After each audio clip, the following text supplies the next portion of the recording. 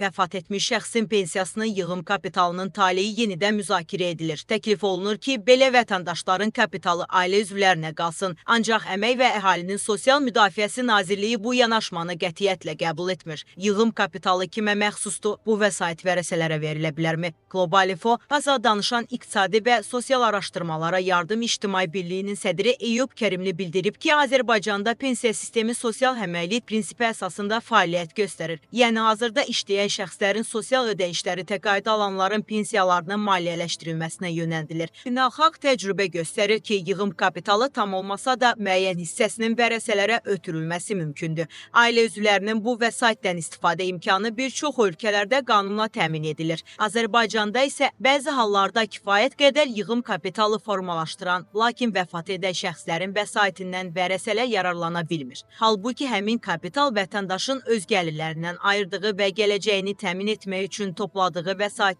İqtisadçı deyib ki, bu məsələ müxtəlif mexanizmlər əsasında araşdırılmalı, optimal model müəyyən edilməlidir. Dünya təcrübəsi üzərindən müəyyən tədqiqatlar aparılmalı və yekun qərar qəbul olunmalıdır. Hətta bəzi ölkələrdə yığım kapitalı vəfat edən şəxsin ailə üzvlərinə tam şəkildə ötürülür. Təklif edirəm ki, Azərbaycanda da ən azı yığım kapitalının müəyyən hissəsinin vərəsələrə çatdırılması təmin edilsin. Bu addım insanların pensiya yığımına olan inamını artırar və sosial fonda ayırmalarını daha da təşviq edər.